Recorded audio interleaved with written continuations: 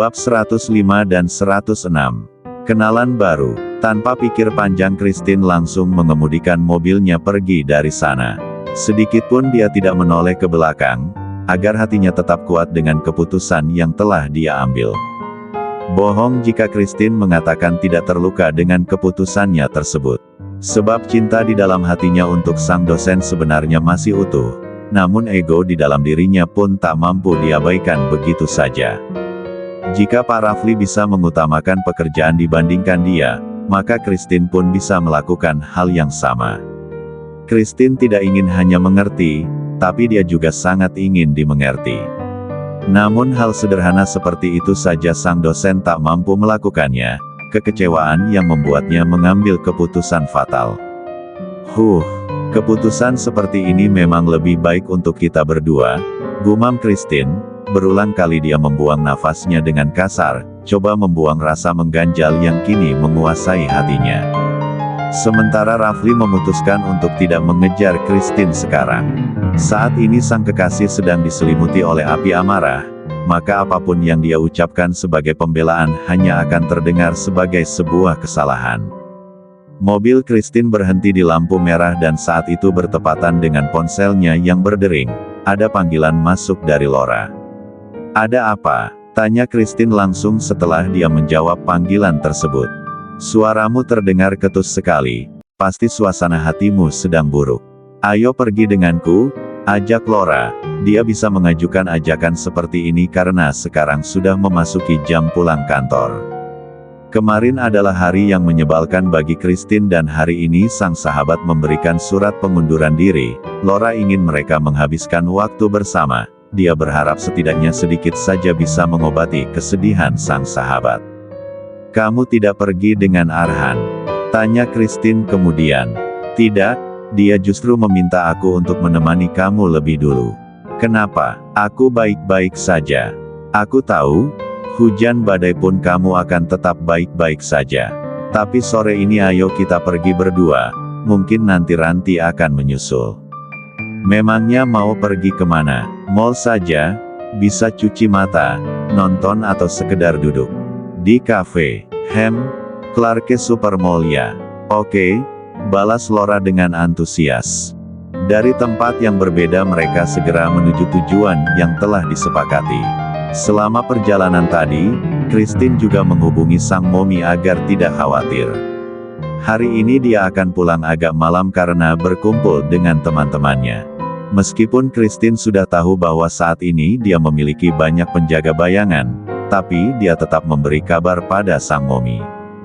Entah jam berapa akhirnya Christine bertemu dengan Laura, mereka memutuskan untuk mendatangi sebuah kafe lebih dulu.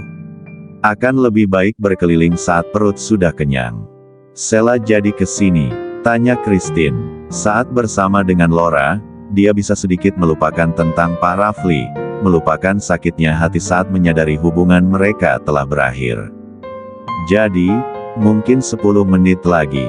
Kita langsung pesan makanan saja untuk dia." Bagaimana hubunganmu dengan Pak Rafli? Apa kalian putus?" tanya Laura lagi, langsung bertanya. "Seperti ini tanpa tendang aling-aling. Lancar sekali mulutmu bicara seperti itu," balas Christine. Dia menatap sinis. Tapi tatapan itu sedikitpun tidak mengganggu Laura. Mereka berdua sudah melewati banyak hal, baik buruk. Keduanya telah saling memahami. "Tadi aku berharap kalian putus, tapi sekarang aku harap kalian bisa mempertahankan hubungan," balas Laura kemudian. Pikiran Laura berubah gara-gara Arhan. Ketika menjalin sebuah hubungan maka kedua hati akan saling tarikat. Jika berpisah pasti akan menimbulkan luka yang sangat nyata. Laura tak bisa memahami hal ini karena dulu saat pacaran dia hanya main-main. Hanya dengan Arhanlah dia mulai menggunakan hatinya. Permasalahan yang terjadi di antara Christine dan Pak Rafli hanyalah karena komunikasi yang kurang baik, bukan karena kekerasan ataupun orang ketiga. Jadi hal seperti itu bagi Arhan masih mampu dipertahankan. Dan kini apapun keputusan Arhan pasti akan Laura dukung. Karena itulah dia bicara seperti itu padahal Christine. "Kenapa aku harus bertahan? Aku bukan prioritas untuk Pak Rafli," jawab Christine. Jadi kalian putus? Serius? Tanya Laura dengan kedua mata yang mendelik, suaranya yang tinggi bahkan membuat beberapa orang menatap ke arah mereka berdua. Lia, kecilkan suaramu, jangan membuat keributan di sini. Astaga, kenapa aku yang merasa sakit hati, balas Laura, bagaimanapun dia selama ini menjadi saksi tentang hubungan Christine dan Pak Rafli, sekarang setelah berakhir hatinya tak bisa bohong jika menyayangkan pula hubungan tersebut. Asik bicara akhirnya mereka masuk ke kafe yang dituju, keduanya duduk di bagian pinggir, dekat dengan dinding kaca agar mudah dilihat oleh Ranti dari luar nanti. Hubunganku dengan Pak Rafli sudah berakhir, jadi jangan bahas-bahas lagi tentang pria itu, ucap Christine setelah mereka duduk. Ya ampun, memang seperti itu jika putus. Dulu begitu dekat dan sekarang jadi asing. Christine tidak menanggapi lagi, dia melambai untuk memanggil seorang pelayan. Mereka lantas memesan makanan dan menunggu. Saat makanan datang, bertepatan pula dengan Ranti, yang bergabung bersama mereka berdua. Ya ampun, ini adalah pertama kalinya kita kumpul bertiga seperti ini. Aku sedikit canggung, kata Sheila belak-belakan, karena jika diingat-ingat mereka dulu adalah musuh bebuyutan. Laura dan Christine kompak tertawa kecil. Jangan sampai tiba-tiba kita bertengkar di sini, kata Ranti lagi dan membuat Laura nyaris tersedak ludahnya sendiri. Sudahlah, ayo makan, kata Laura setelah tawanya mereda. Baru saja memegang sendok, ponsel Christine di atas meja bergetar. Ada satu pesan masuk dari Pak Rafli. Christine membukanya tanpa pikir panjang. Kita tidak akan putus, ambillah waktu sebanyak yang kamu mau untuk sendiri. Aku tidak akan mengganggu. Kamu benar, aku sangat egois. Aku selalu mengutamakan mimpiku sendiri. Aku salah, maafkan aku Christine. Sekarang lakukan apapun yang kamu mau, aku akan selalu mendukungmu dari jauh. Hati Christine berdesir nyeri saat membaca pesan tersebut, namun daripada membalasnya, Christine lebih pilih untuk langsung menghapus pesan tersebut. Sampai semua pesan mereka selama ini ikut terhapus. Juga, ada apa? Tanya Laura pada Christine, dia bisa melihat ada sedikit perubahan dari raut wajah sang sahabat. Ditanya seperti itu Christine jadi tidak mampu menyembunyikan kesedihan hatinya, dia menggeleng tapi kedua matanya berkaca-kaca ingin menangis. Hei ada apa? Tanya Sheila pula, mendadak cemas, sebab dia tidak tahu apapun tentang Christine dan Pak Rafli. Tidak ada apa-apa, aku baik-baik saja, balas Christine. Menangis saja, aku tidak akan mengejekmu, balas Laura.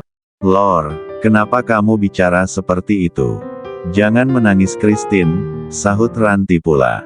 Christine sudah tidak mampu berkata apa-apa, air matanya jatuh seirama dengan tenggorokan yang terasa tercekat. Hari ini dia memang menangis, sampai waktu berlalu terasa cepat. 6 bulan kemudian Christine sudah bekerja di perusahaan keluarganya. Christine menduduki posisi manajer. Dan selama itu pula dia tidak pernah bertemu dengan Rafli. Waktu memang telah berlalu cukup lama, namun cinta di hati Rafli tidak pernah berubah sedikitpun. Justru makin menggebu untuk sang nona muda. Rafli memang tidak pernah menemui Christine secara langsung, namun beberapa kali mereka sempat bertemu saat ada dalam satu event. Jangan lupa, perusahaan Central Group dan Carter Kingdom sama-sama bergerak di bidang properti, jadi dua perusahaan itu sering terlibat dalam sebuah acara. Rafli juga kini lebih banyak mendekatkan diri dengan Daddy Raiden dan juga Nathan. Sudah 2 bulan ini Rafli bahkan jadi teman main golf Daddy Raiden. Semua itu terjadi di belakang Christine. Bahkan Rafli pun memerintahkan Hailey untuk selalu menemui sang calon kakak ipar. Nona, siang ini Hailey akan datang lagi. Katanya dia membawa bekal, jadi Anda tidak perlu makan siang di luar, ucap Priska, sekretaris Christine di perusahaan Carter Kingdom. Astaga anak itu, geram Christine. Dia ingin sekali menjambak rambutnya dengan frustasi. Namun tangannya tertahan di udara karena tidak ingin membuat rambutnya jadi acak-acakan. Ya sudah, Jika dia datang langsung saja suruh masuk. Kita tidak bisa mengusirnya kan? Balas Christine kemudian. Dan Priska langsung menganggukkan kepalanya setuju. Baik Nona, jawabnya patuh. Tepat jam 12 siang, bocah berandal yang baru saja masuk kuliah itu benar-benar mendatangi kantor Christine. Hailey masuk dengan santainya seolah telah menganggap tempat ini adalah kantornya sendiri. Siang kakak ipar, aku bawa bekal masakan mama, ucap Hailey dengan menunjukkan kotak bekal yang dia bawa. Aku dan Pak Rafli sudah putus. Hailey berhenti memanggilku dengan sebutan seperti itu. Aku juga sebenarnya tidak mau, tapi Kak Rafli selalu memaksaku datang ke sini dan Mama juga mendukung Kak Rafli, jadi aku bisa apa? Balas Hailey, lengkap dengan wajahnya yang memelas. Sampai detik ini keluarga Stewart belum tahu bahwa Christine adalah keturunan keluarga Carter. Setahu mereka Christine langsung bekerja di Carter Kingdom setelah dari Central Group. Mama Indah dan Papa Indah hanya menerka bahwa Christine memiliki nasib baik dalam karirnya. Karena itulah dia bisa masuk ke perusahaan yang bergengsi, bahkan langsung menduduki posisi manajer. Ternyata selain barbar, Christine juga pintar. Itulah yang ada di pikiran Papa Indah dan Mama Indah. Kedua orang tua Rafli juga tidak menganggap bahwa Christine dan Rafli sudah putus. Sebab tiap kali ditanya Rafli dia hanya menjawab Christine sedang marah. Sementara hubungan mereka baik-baik saja. Setelah bicara Hailey langsung menuju sofa dan duduk dengan nyaman di sana. Ayo makan, setelahnya aku akan langsung ke kampus, ucap Hailey. Christine menuruti, dia bangkit dari kursi kerjanya dan menyusul gadis barbar tersebut. Aku dan Pak Rafli sudah putus, berapa kali aku harus mengatakan tentang hal ini, ucap Christine. Bagimu saja yang sudah putus, tapi bagi Kak Rafli belum. Cih, kami sudah 6 bulan tidak bertemu, kenapa dia masih bersikeras mengatakan bahwa kami tidak putus? Aneh, dia hanya menghambat jodohku saja, balas Christine ketus. Saat Hailey membuka kotak bekal itu, Christine pun ikut membantu. Terserahlah hubungan kalian mau bagaimana, tapi yang jelas makanan ini harus habis. Jika tidak nanti Mama sedih, jawab Hailey. Mereka berdua kemudian makan dengan lahap. Hailey benar-benar menepati ucapannya, selesai makan dia langsung pergi. Sementara Christine melihat ponselnya yang bergetar di atas meja, ada satu pesan masuk di ponselnya, pesan dari Laura. Jangan lupa, hari ini ulang tahunku. Pulang kerja. Nanti kita bertemu di kafe biasa, tulis Laura. Jawab Christine singkat. Laura ingin merayakan ulang tahun pertamanya setelah bersama dengan Arhan. Dia ingin makan malam bersama teman-temannya juga, yaitu Christine dan Ranti. Jadi rencananya mereka berempat akan berkumpul. Tidak, sebenarnya berlima karena nanti Sheila akan datang dengan pacarnya juga. Hanya Christine yang kini statusnya jomblo. Setelah membalas pesan singkat itu, Christine kemudian menghubungi Luna melalui sambungan telepon. Beli tas GIOR keluaran terbaru, pilih yang warna hitam.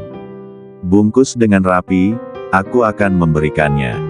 Untuk Nora sebagai hadiah ulang tahun, pinta Christine. Kirim ke perusahaan sebelum jam 4, aku akan membawanya ke pertemuan kami, kata Christine lagi. Siap Nona, balas Luna patuh, lalu sambungan telepon mereka pun terputus.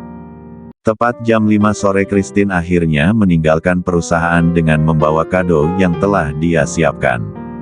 Datang ke kafe yang sudah disepakati dan langsung disambut dengan antusias oleh Laura. Laura dan Arhan telah datang lebih dulu. Ah, terima kasih kadonya, ucap Laura kegirangan. Ranti belum datang, tanya Christine. Setelah dia menyapa Arhan juga.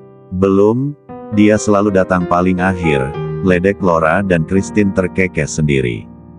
Mereka bertiga masih asik bercengkrama, lalu tiba-tiba seseorang datang menghampiri. Apa aku datang terlambat? Tanya seorang pria dan membuat Christine, Laura serta Arhan menatap ke arah sumber suara tersebut. Terlambat sedikit, ayo duduk Kak. Ini adalah Christine, yang ingin aku kenalkan padamu, Sahut Laura, dia makin kegirangan saat teman prianya itu datang. Hari ini baginya bukan hanya tentang perayaan ulang tahun, tapi Laura juga berencana untuk menjodohkan Christine dengan kenalannya Zain, seorang pengacara. Teman dari kakaknya Laura, seseorang yang telah melewati tahap seleksi untuk dia kenalkan pada Christine. Tidak lanjut ke jenjang yang lebih serius tidak apa-apa, Laura hanya ingin Christine memiliki kenalan baru. Agar hatinya tidak terlalu beku, sebab setelah putus dengan Pak Rafli, Christine sekalipun tak pernah terlihat memiliki teman dekat pria. Zain, ucap pria itu memperkenalkan diri pada Christine. Sementara dengan Arhan mereka telah saling kenal. Christine, balas Christine dengan canggung, tak menyangka juga akan ada anggota baru. Dia belum memahami bahwa Laura hendak mencomblangkan mereka berdua. Kak Zain lebih tua 2 tahun dari kita Christine, jelas Laura dengan semangat, sementara Christine hanya mengangguk saja. 10 menit kemudian Ranti dan sang kekasih datang. Ranti juga datang dengan membawa sebuah kado untuk Laura. Mereka makan malam bersama dan saling bertukar cerita. Adanya Zain di sini juga membuat Christine tidak merasa sendirian. Karena Laura dan Ranti telah memiliki pasangannya masing-masing. Namun Christine dan Zain bicara secara profesional, tentang pekerjaan dan pekerjaan, tak ada pembicaraan yang menjurus hal pribadi. Tapi hal seperti ini justru membuat Christine merasa nyaman. Apalagi Zain memperlakukan Christine, Laura dan Ranti seolah seperti adiknya sendiri. Terima kasih sudah mau merayakan ulang tahunku, aku senang sekali, ucap Laura, dia bahkan tanpa ragu memeluk Arhan di sampingnya. Sebelum semakin malam, lebih baik kita pulang sekarang, sahut Arhan pula. Iya, besok pagi aku juga harus keluar kota, kata kekasih Ranti. Kamu pulang sendiri? Tanya Zain pada Christine. Iya kak, tadi aku bawa mobil. Kalau begitu aku iringi, balas Zain. Begitu lebih bagus, sahut Laura, selalu jadi yang paling semangat jika menyangkut tentang Christine dan Kak Zain. Tapi kemudian mereka semua dikejutkan dengan kedatangan Pak Rafli yang tiba-tiba, secara mendadak pria itu telah berdiri di samping meja. Acaranya sudah selesaikan, ayo pulang, ucap Rafli, sorot matanya lurus menatap ke arah Christine. Dek, yang kaget bukan hanya Christine saja, tapi juga semua orang.